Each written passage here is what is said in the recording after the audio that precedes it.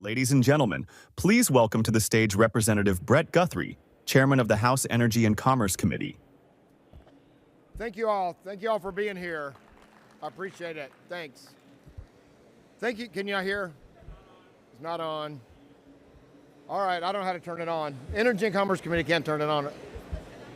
Is that better? Okay, I got to hold it closer. Well, I'll lean in then pretty tight. Thanks, everybody. Thanks for being here. We really appreciate the opportunity to be for you today, particularly at the AI conference, and tell you what's going to go on with the Energy and Commerce Committee, hopefully over the next few months, what we absolutely have to do this term, because it's vitally important.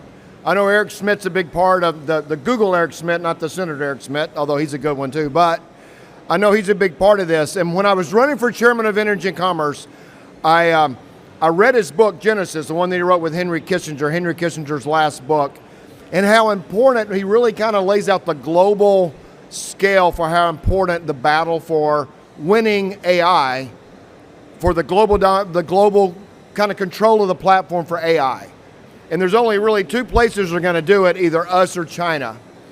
And it's really scary if you think about China winning the battle for the platform for AI. It should scare all of us. And so when I read that book, it kind of forms the things that I wanted to do this year. Because if you look at Energy and Commerce, it's a fascinating committee. My wife says there was actually a very powerful chairman a few years ago named John Dingell, where anytime any jurisdiction in the House of Representatives became available, he grabbed it. So Energy and Commerce is actually healthcare. He wrote the Medicare law in 1960. He was still here when I got here, which is kind of odd. But, then when the energy crisis of the 70s became part of Energy and Commerce. So my wife sometimes says, what do you do? And I said, well, let's kind of look at it this way. Matter of fact, I just got here from the Permian Basin of Texas. I said, my committee has jurisdiction over Dallas and Houston, Permian Basin, Dallas and Houston, Hollywood, we do all of television, Silicon Valley, San Francisco in terms of like the biotechnology world, Seattle, Detroit, so that the great city of, still a great city, but the center of growth the last century. And so and every hospital in America. So nothing really kind of brings that together if you say that we have so much vast jurisdiction than AI, because it affects everything. Self-driving cars, what's going to go in healthcare, what happens in energy. Well, the two things that I want to just kind of focus on for the couple of minutes that I have is energy and regulatory side.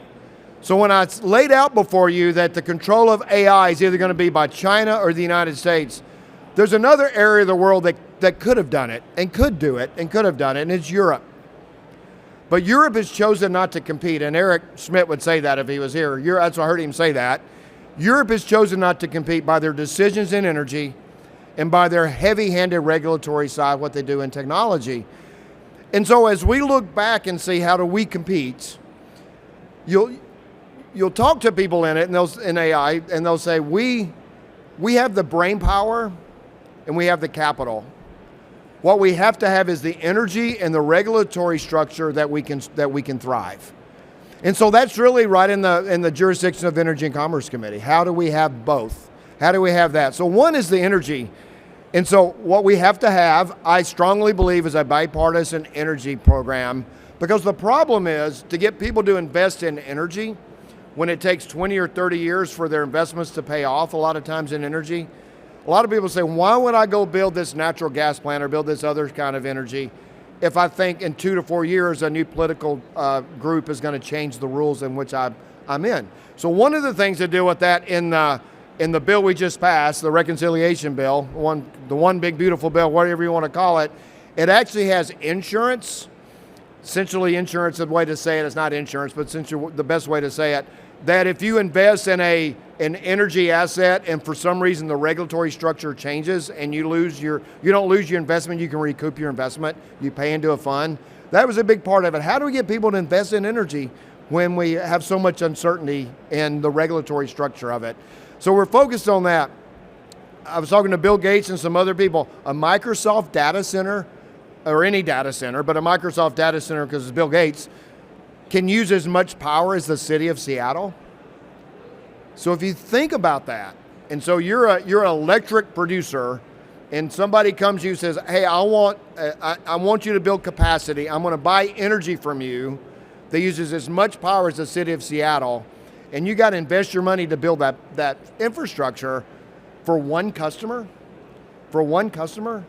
So there's a lot of things that we have to clear up, and we have to work together to do it. And we have to do, if we can do it, and I'm pledged to do it if it's possible, to do it bipartisan, because I'm not saying some future Congress can't change that, but if you do everything in a reconciliation bill, you do everything with one party control, and then when that changes, because it does change, and then that can be undone, and it can always be undone because we can't bound a future Congress, but if you can drive that bipartisan solutions, then it takes the pressure off of it being changed so we can have stability in our energy. The other is regulatory. I'm sorry, I'm popping in the microphone. The other is regulatory. We're trying to get there, and currently we have different states doing regulatory. What we can't have is 50 different regulatory structures for businesses that, if this doesn't fit the Commerce Clause, data flowing across state lines, nothing does. And so a lot of people say, well, don't you believe in the 10th Amendment that each state can do? Well, it says the states can do what the Congress is not empowered to do. And I think this clearly fits within the mode of the Commerce Clause. And so, but having said that, we've gone down the path a little bit on privacy and regulatory side of it. And we've had a lot of members who produce data or use data come to us, and they fight a lot of bills. And so what we have to do is find common ground. What we're not going to do is preempt 50 state laws with nothing. We have to preempt 50 state laws with something, but we need to know from the industry, from the people that are affected, from all the groups, we need to know exactly I'm not an expert on regulatory privacy data for AI, but there are a lot of people that are, and so we have to take all the different ideas and all the different information and distill it down and what's the best for the American people. I believe in a lighter tone approach versus heavier, because we've seen what heavier does in Europe. And this really boils down to what kind of started with is that how are we going to win with China and AI? So what we've done on the energy and commerce side, Dr. John Joyce, who's from Pennsylvania, has put together a working group. It is and I say I'm doing this bipartisan, we're going to figure it out, but this is a Republican working group so we can figure out where we want to go with it. And so I think a lot of people invited to give their input, give their knowledge, so we can start kind of with a fresh sheet of paper to say what makes sense, what protects citizens, what allows industry to grow, because that's what we want. And so when I leave you with this, hopefully there's some hope. I know a lot of people, maybe you're from this town, some people are visiting this town. You haven't seen a lot of bipartisan work in the last probably a couple of years actually. But that is our quest. If we can find the sweet spots, because the first thing you start with, we need 152 gigawatts of power over the next decade. We need 152 gigawatts of power over the next decade. Because of some regulatory things that happened in the past, we have 112 gigawatts of dispatchable power scheduled to come offline during the next decade. And so the first thing we need to do is make sure we keep the power that we have. Because if we start taking offline, we have to make it double that. And so those are the things that we're trying to work together and trying to figure out where the sweet spot is on it. And the other is on privacy. So obviously there's some that if it's fossil fuels, we can't do anything. If it's wind and solar, we're not going to do anything. There's going to be a match of both if we're going to get there. If not, we're going to cede this to China. I really honestly believe that. The other thing is on the privacy side, the private right of actions. We're trying to sort through where that goes. That's a kind of a red line for some people that they won't go with the private right of action.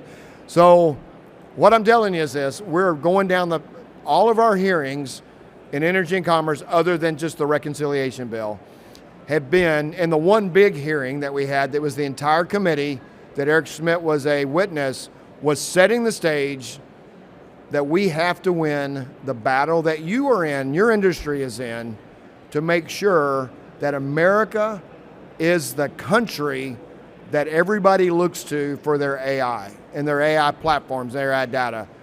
And we do it by making sure we have the energy to drive the data centers And we do it to have the regulatory policy that makes it work. Because if we don't do it, just think about it if China controlled it. We just had a hearing the other day on we have healthcare, we have it all, right? This all ties in together. There was a healthcare device that was found to have a URL code. So a healthcare device in an American, made in China, URL code, sending information back to the University of Beijing. So think if they control our AI, what that would mean.